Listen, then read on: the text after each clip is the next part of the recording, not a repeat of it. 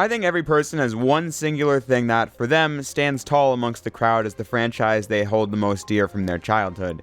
And then, as the years rolled by, you find yourself shocked by how much time has passed since then. I'm experiencing that at this very moment because this month, September of 2022, marks the 20th anniversary of Sly Cooper and the Thievius Raccoonus, which was released for the PlayStation 2 on September 23rd of 2002. I know I say it all the time, but it just shocks me how much time has passed since then. I mean, a 20-year-old game when Sly Cooper hit the PS2 was Donkey Kong Jr., and gaming had evolved this much in just that 20-year period, and has evolved incredibly in the last 20 years. But for me personally, I have so many memories related to the Sly Cooper series, despite the fact that back in the day there was only just the PS2 trilogy. These games alone were enough to craft unforgettable memory after unforgettable memory. The first Sly Cooper, or Sly 1, or whatever you want to call it, was not the first game in the series I played. That would be Sly 2, which came out in 2004. I mean, I wasn't even 2 years old when Sly 1 released, so I didn't have the ability to play it then. But still, I just have such vivid memories of getting these games and playing them, and I can still remember what it was like in Target on the day of purchase, what room I was in when I first played the games, what areas I was bottlenecked on, and in this game's case, the joy in seeing the backstories of the characters I had gotten to know in Sly 2. This series is a pretty important part of my identity, which might sound weird to say given the fact that it's just a game about a raccoon, but even down to the way I speak was influenced by Sly. My making videos is partially because nobody talked about Sly on YouTube nearly enough back in the late 2000s and early 2010s. That's the level of importance I hold the Sly Cooper series too. I mean, I reference Sly in almost every video I do, whether that be mentioning something specific, reciting a line from one of the 4 games, or just putting something Sly related on the screen. Sly Cooper is one of my favorite IPs to ever grace the world of gaming. Of course, if you've been following this channel for a long time, you'd know that, and you'd also know this is a weird video because this is quite literally the 3rd time I have taken a crack at reviewing the Sly trilogy, but I mean, 3rd time's the charm, right? I'm a bit of a perfectionist, and these are my favorite games, so yeah. While I believe the definitive Sly analysis already exists on YouTube, I thought now, the 20th anniversary of this series, was the perfect chance to give these games my best effort, creating videos I can look back on and think, yeah, I did a good job with this. So that's the goal for the next 3 videos, going back into the Sly trilogy one more time and giving them the modern day Jay's Reviews treatment removed from the YouTube growing pains it had the first time and the pseudo-intellectual irritation it had the second. But with that ramble firmly established, what even is Sly Cooper? The story of Sly Cooper is directly correlated with the people who made it, Sucker Punch Productions. A studio formed in the late 90s by a group of former Microsoft employees who decided to break into the video game industry together. Their first game, Rocket Robot on Wheels, released on the Nintendo 64 in 1999. I can't speak ill of this game since to this day I've still never played it.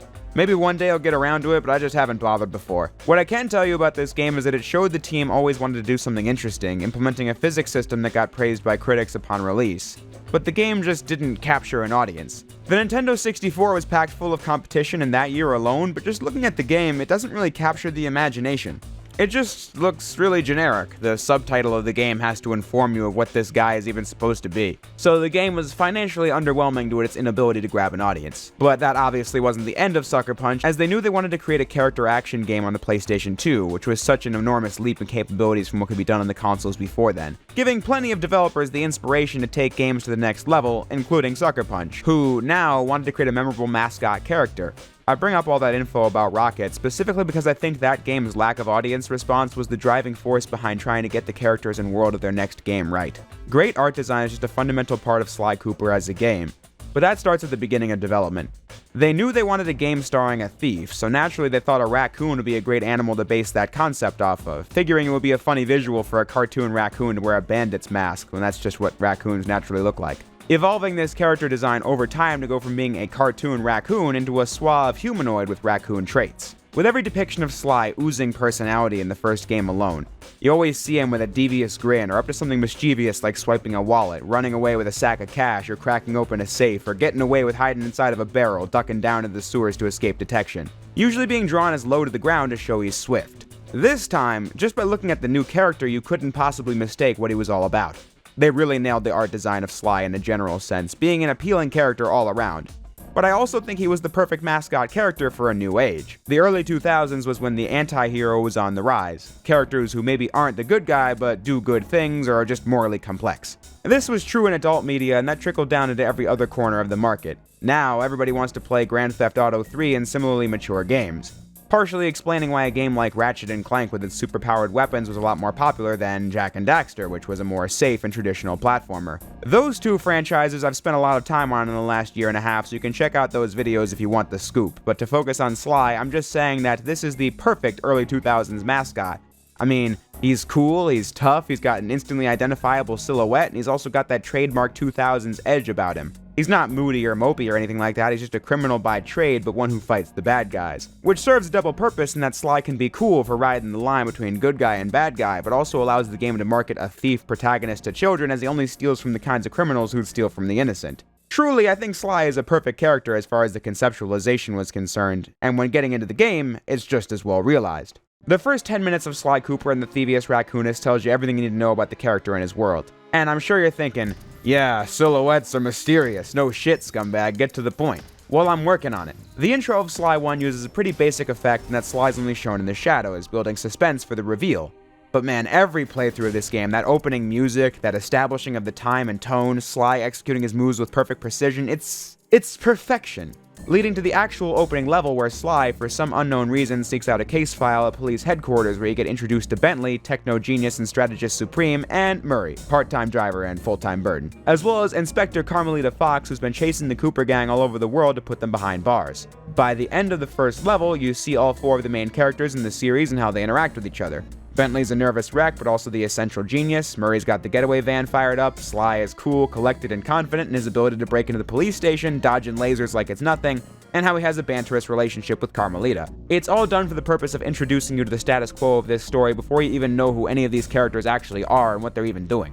This prologue lasts like 5 minutes in total, and yet you now know the gist of the gameplay and characters, so now the game can deliver upon some crucial exposition. Ahem. Sly Cooper is the latest in a long line of master thieves who specialize in stealing from master criminals. The Coopers document all their secrets in a book called the Thievius Raccoonus, which got stolen away from Sly when he was a kid, as 5 mysterious goons called the Fiendish Five broke in, killed Sly's family, and took the book for themselves to commit dastardly crimes. Sly is left at an orphanage where he meets Bentley and Murray, and then they become best friends and dedicate their lives to tracking down the Fiendish Five, avenging Sly's father, and stealing back the Thievius Raccoonus, clearly establishing why the mission is important to our main character, and how what we just did ties into that, since the case file you stole in the opening details everything in the 5 villains you'll be chasing after in the game's 5 worlds. Together we pledged to track down the Fiendish Five, avenge my father, and steal back the Thievius Raccoonus. I knew I was about to face the toughest test of my life. On this mission, I would either become a master thief like my ancestors before me, or fail and allow my family name to bite the dust. Within 10 minutes, you're set on an epic quest starring this interesting main character with stakes that are personal to him. It's like this opening was lab engineered to hook players in. Perfectly paced from the mysterious beginning, the comedic intro of your support team, the action platforming that is easy, but shows the kind of skills Sly has when you play as him, then revealing who stands in your way, and finally what the context is and why you should care. Like I mentioned before, I played Sly 2 before this, but everything being done to perfection like this grabbed me into Sly 1's atmosphere even though the gameplay wasn't structured like Sly 2. And that's thanks to thoughtful character work and pacing. As for what that gameplay is, Sly 1 took heavy inspiration from Crash Bandicoot, the most popular platformer on the PlayStation 1 with its point A to point B level objectives. In particular, the structure from Crash 2 and Crash 3. Each world will open with Sly having to break into the enemy territory in an opening mission where you collect a key at the end, and once inside, you'll see 3 or so missions open where you run through these levels and collect more keys, which grants access to the most interior area of the base where you collect more keys and more levels until you've unlocked a total of 7 keys that grant access to the boss fight, and when you defeat them, the world is done. In the moment-to-moment gameplay, you run around jumping over obstacles, having a single attack on square that kills enemies in 1 hit, and in return you die in 1 hit. But to extend that, you collect 100 coins to unlock a lucky charm that protects you from damage, and then collecting 100 more gives you another one. And each stage has a certain number of collectible clue bottles required in order to get a secret unlockable. These being the most direct comparisons between Sly and Crash, as Sly took a formula that was familiar to platformers but still tried doing it with its own twist. For example, Crash combat was about choosing if jumping or spinning was the best method of attacking, and doing so with proper timing. In Sly, you can only attack with the signature Cooper cane. Now it really is all about waiting for the right moment to hit the enemies. Sly's level design is more complex though. Where Crash had the occasional fork in the road, but the level design was largely about avoiding obstacles as they came up. Sly levels feature more diverging pathways and more verticality, and getting through obstacles at a slower pace, and most importantly, using Sly's agility to get through challenges. Sly definitely took some inspiration from Metal Gear Solid in addition to Crash, since it has all those same MGS staples like peeking over corners, avoiding spotlights, and enemies' FOV. Not to say MGS invented any of that, but my point is that was a popular example of that Hollywood-styled stealth. However, the developers made sure to mention in pre-release that Sly is not a stealth game. Games like Splinter Cell or MGS require a much slower pace where a lot of time is spent deliberately avoiding combat and staying out of sight. This being where the challenge would come from. They wanted Sly to be a kinetic platformer like Crash was, but mixed in with thiefy elements. That's how they put it. So in this game, you'll be jumping from point to point, but then need to transition into sneaking around a tight corner and avoiding the spotlights and then getting back into the platforming. It really gives you the feeling of being a sneaky character who's good at what he does, while not bringing the pace of the game down. Sly is a simple game when looking at it from a mechanical perspective, but it gets reward out of its mix of Crash platforming and light stealth elements. The platforming slowly grows in complexity as the game goes on. After each boss is beaten, you get a major section of the Thievius Raccoonus back and with a full profile on the Cooper ancestor who wrote it, such as the Ninja Spire jump from Ryuichi Cooper dating back to feudal Japan.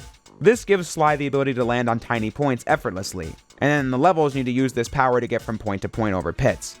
At the end of World 2, you unlock the Rail Walk and Rail Slide from Tennessee Kid Cooper, which gives you the knowledge on how to grind on rails and jump from them. Combine that with your ability to land on tiny points and you now have more intricate platforming than you did at the beginning. The game is geared towards replayability since fully completing the game requires you to look throughout each level for 20 to 40 hidden clue bottles that when collected allow Bentley to decipher the code behind the large vault located at the end of every stage. In each one you'll find a page of the Thievius Raccoonus, and this will give Sly new abilities.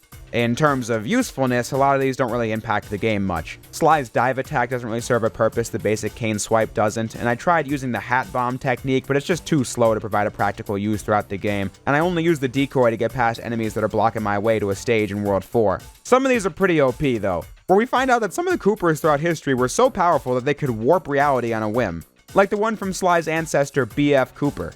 Okay, this page is from your hyperactive ancestor, B.F. Cooper. He discovered a way to speed up the clock. Perfect for those long stakeouts. Yeah, I'm just getting bored of this stakeout. Let me invent the ability to increase the speed of time itself. No big deal. Or how Sir Augustine of Cooper just decided to defy the laws of gravity and leap out of pits you fell into. From now on, you should be able to pop right out of those bottomless pits you keep falling into. I don't know, I just found the matter-of-frank ways in which Bentley says these godlike powers to be really funny. But when getting into moves that are more practical, each world will have an unlockable schematic that shows nearby breakables through your binocucom as orange and nearby clues as green, helping you out if you're stuck trying to find them all. It definitely helped me as a kid, although I don't need it now because I've played the game so many times. Then you also get an unlockable that feeds you information on every guard in the game just by viewing them with the binocucom. This provides no mechanical use, I just think it's really charming of them to give every enemy a quirky bio. Like these flashlight guards in Ms. Ruby's lair. They like golf. Hope they have fun out there on the weekends when they aren't helping this lady cook up an army of ghosts. The best unlockable in the whole game would be the Raccoon Roll, which grants Sly the ability to roll down hills like he's Sonic the Hedgehog, complete with proper rolling physics. Getting through narrow segments while rolling and then quickly getting out of the roll to fight enemies or jump from point to point is the most satisfying element of Sly 1. And it's pretty much required for the next layer of replayability, the time trials. Every platforming stage comes with a timed challenge once you collect everything in it, and if you expected these to be easy, you've got another thing coming. I've said for years that Sly 1's time trials are by far the hardest bits of gameplay in the entire Sly series. The premise is simple. Get through the stage in a time limit set by the developers. In order to pull it off, you gotta do it quickly. This means you need to roll as often as possible for the maximum speed at almost every chance you can get, and most importantly, you need to take risks that might not pay off if you're untrained. And I'll give you two examples, both from the first world. In a high-class heist, you're going to want to jump around these spotlights when the timing is just right because going the normal route is too slow.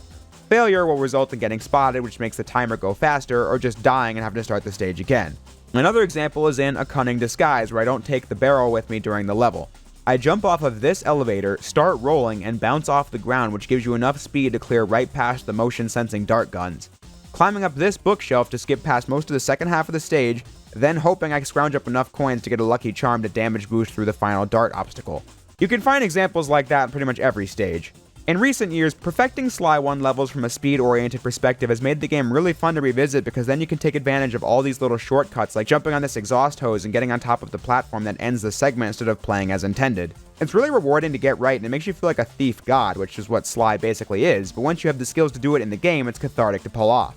I get the most reward out of going fast in Sly 1 because, as I said, this is where the most challenging gameplay is. Not that I'm really the best person to judge how difficult Sly 1 actually is. I mean, as I said earlier, I've been playing this game for almost 20 years. I've played it so many times that I know what a couple of the safe combos are before Bentley even says it to you. For example, the first one is 937, the second one is 792, the last one is 231. You get the picture. I've been around the Sly 1 block a few times. One of my favorite levels to demonstrate that is Murray's Big Gamble in Episode 2. You have to provide him with cover fire as he makes a run for the key, and I just so happen to know what spot on the screen the enemies will first appear on. Not trying to flex or anything, but roll the not-so-humble brag footage.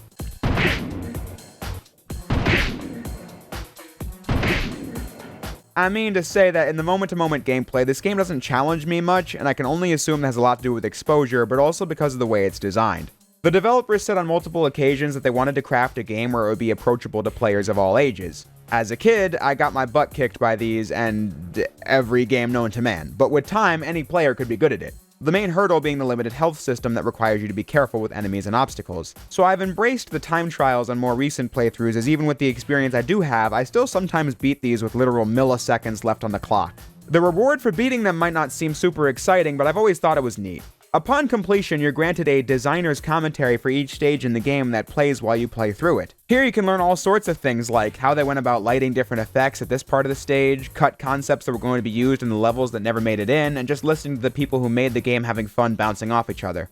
It's a unique unlockable that was always interesting to me because I rarely got insight on how the games I liked were made as a kid, so therefore the behind-the-scenes material in the Sly games were very standout as a result. Not that I beat many of these time trials back in the 2000s, I mean they were way too difficult. But having said that, the reward you get for completing all of them was a behind-the-scenes video that runs for about 5 or 6 minutes, and that gives you a lot of insight in the game, like how Sly's design evolved, what they were trying to achieve with it, what the PS2 allowed them to do, among other tidbits. Really just makes me wish the Sly Cooper games could get an art book. That would be neat. But that's pretty much it when it comes to Sly 1 as a game. It's a very simple Crash-styled platformer, however, I didn't establish all the things this game did to build character for no reason. Gameplay is just one small element of the Sly 1 experience. The game is backed by a really rich world. The game might have a similar kind of structure to the warp rooms of Crash 2 and 3, but those games were never looking for the kind of world building that Sly has in its environments.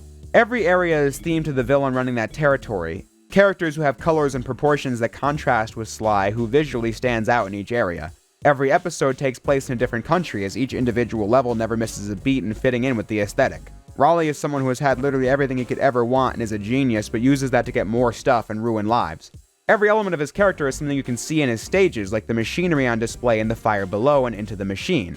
His vast but meaningless wealth can be seen in his art gallery displaying things for nobody in particular, and the library, which does the same thing. And then his path as a pirate is seen in the gunboat graveyard, where it's covered in wrecked ship parts that have been amassed over the years. Every boss character has examples like that, such as Mugshot's Casino and Racetrack, or Ms. Ruby's Voodoo Egg Beater, Ghost Generators, and Monster Layers all being separate stages. The game gets mileage out of its different locations, is my point. The visuals in this game are also just quite nice. On a technical and animation level, nothing in Sly compares to the first Jak and Daxter or even the first Ratchet and Clank, since those were higher budget games with proven studios developing them. However, Sly was nothing to scoff at, showcasing a variety of different areas that exaggerated real-life locations in a way that feels in place with these cartoony animal characters. Sly himself is animated in a really detailed way, such as how he will, when going at the lowest speed, tiptoe around, pulling all his weight back to make as little sound as possible when stepping, or how his tail animates when idle. The look of a cartoon was the thing Sucker Punch wanted to nail the most via shading effects and models that evoke the feeling of an illustration, a cartoon come to life. Not to say it's all popping bright colors or anything. Sly 1 stands out in that it can be quite atmospheric. Ms. Ruby's level being a clear example where the game tries to convey a more dangerous atmosphere with all the creepy supernatural powers all around you. But then levels like the Panda King's Fortress in China also have an isolated atmosphere as you explore a mountain base high above the rest of the city. The music being a core part of selling the vibe of these areas.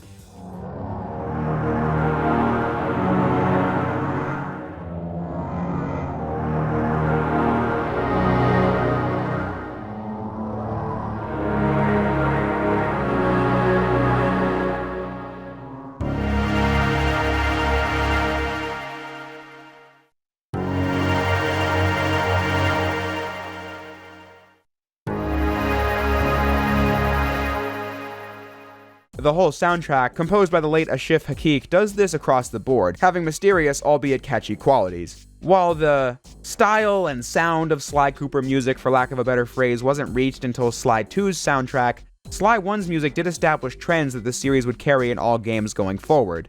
Mainly the fact that each track has 3 versions: the regular track that plays when you run around, a sneaking version that plays while you avoid detection that is quieter and removes many of the core beats, and a danger version that plays when caught that ramps up the tension, the game smoothly transitioning from each one when played.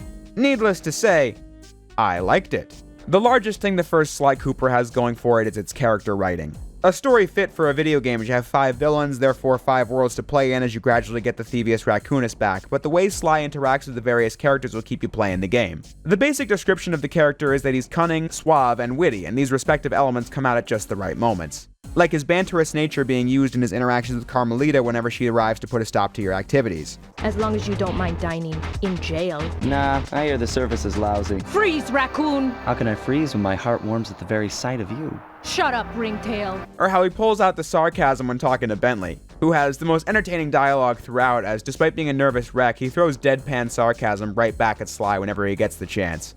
I'm 99% sure you'll be able to ride them all the way to the top of that statue before they explode. What about that other 1%? Well, in that case, Sly, you will be blown to bits. But the experience will no doubt be spectacular. Nice. And he's just generally the most entertaining character in the game. Sly, see that machine wheel? If my knowledge of mechanical engineering serves me right, applying significant rotational torque to achieve maximum velocity will yield a positive result. You mean something good might happen if I can get the wheel to spin fast enough? Isn't that what I just said? The only one of the main characters that kind of falls flat in this game is Murray. As established, he doesn't do much besides drive the van and get into trouble that plays out via various minigames. And even then, that only happens 4 times in a campaign with 28 main levels. The player gets a lot of screen time with Sly and Bentley interacting as he gives you mission objectives and tutorial dialogue.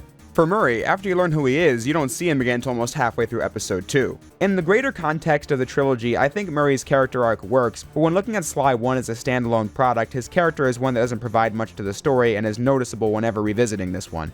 But, to return talking about Sly himself, his interactions with the various villains are my favorite bits of dialogue in the game.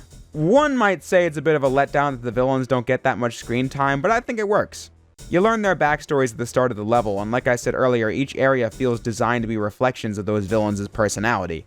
They also come over the intercom and talk to their goons, and you can tell how they are from that alone. Raleigh and Ms. Ruby care not one bit for the guards they employ, but the Panda King always refers to them as valued employees, before talking about their plans to extort villagers for money.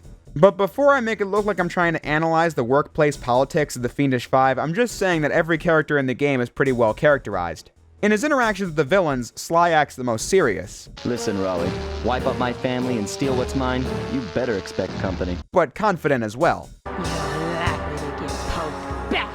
Yeah, well, if he's anything like the rest of you, I think I'll manage. Especially in the bit between him and the Panda King in episode 4. Sly's goal throughout the game is obviously to get the book back together, but Sly sees the Panda King bury an entire village in an avalanche he caused with his powerful fireworks because they didn't pay protection money. Sly caring more about stopping that than his personal motive. Have you come here for revenge? To steal back the Thievius Raccoonus? That was my plan at first, but now I'm more interested in putting an end to your avalanche extortion racket. Why should you care if I bury a few worthless village in snow? You are a thief, just like me. No, that's only half right. I am a thief from a long line of master thieves, while you're just a frustrated firework artist turned homicidal pyromaniac. He's just a cool character with nuance to his personality, and I'm absolutely living for it when I replay this game. This trilogy is, for me at least, one of the most quotable scripts in existence. I think a large part of that is just via the way the actors, in particular Kevin Miller as Sly, deliver their lines. The lines themselves and the way they're delivered in this Sly v mugshot scene are a prime example of what makes it so memorable.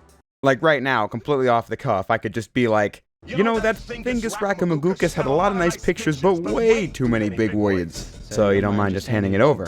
Wow, what are you, kidding? You break into my place, steal my stuff, trash the joint. I feel transgressed and violated. Let's rock. This is just oozing with personality. The characters and world within the game have gone to show that already, but then they maximize on that personality at every chance they get. Like how the manual is the Thievius Raccoonus, and instead of just being a clinical description of the game mechanics, it's a conversation between Sly and Bentley about how to play the game. The strategy guide doing the exact same thing. It's the little things like this that show a dedicated effort to craft a memorable series in every aspect. The game was heavily influenced by cartoons, and it uses that influence in-game as every level opens and ends with a 2D comic book style cutscene, narrated by Sly like a graphic novel has come to life. Each episode getting a title card before you start playing, such as Sly Cooper in The Tide of Terror, or Sly Cooper in Vicious Voodoo, and it's really charming. Comic book tropes like that are an essential piece of Sly's DNA, as the lead artist on the series, Dev Madan, had a background in comic books, having actually worked on the tie-in comics for the DC Animated Universe cartoons. Talk about things coming full circle. It's because of all this personality, story, context, dialogue, and fun core gameplay that Sly Cooper is able to elevate itself far above the issues I do take with the experience. Yeah, Sly 1's not a perfect game. The only major issue I take with the experience is just that Sly 1's platforming content is fun, I just wish it had more of that. In The Tide of Terror, you get 6 platforming stages and 1 gimmick level with a twin-stick shooter trying to nab 40 treasure chests before the local crabs get them. This is a fine balance. It makes sense they want to inject some simple variety. Episode 2, Sunset Snake Eyes, has 5 platforming stages and 2 gimmick levels, a shooting game and a racing game. But episodes 3 and 4 both have 4 real levels and 3 gimmick stages. While the levels in the back half of the game are good, it almost feels like the areas at the beginning got more of the development time, and then the later levels could only do so much, and so they had to pump them full of gimmicky levels to make the stage count equal between each episode. There isn't even that much to say about the various minigames though, as the racing one's pretty simple, just boost whenever you can and be taken aback by how much easier the second racetrack is compared to the first one, since the second one just sees the competing AI get tripped up on the ice. And then most other minigames, while being presented differently, are usually just twin-stick shooters. And while I wish I could say the game gets over that fact in its final level, I can't. The final world of Sly 1 is definitely the weakest in the game. The shame being that it's where the game pays off many things in a satisfying way. Throughout the whole game, the leader of the Fiendish Five is the scariest of all. This opening cutscene for Episode 5, The Cold Heart of Hate, did its job of making me afraid as a kid with the sinister music and imagery of the true villain, Clockwork. We were on our way to the Krakkarov volcano in Russia. While looking over what little information I had on the final member of the Fiendish Five, I began to notice something. In the 4 parts of the Thievius Raccoonus recovered so far, several of the pictures depict a shadowy owl-like figure, which looks very similar to the police images of the mysterious Clockwork. Is this a strange coincidence, or is there something I'm missing?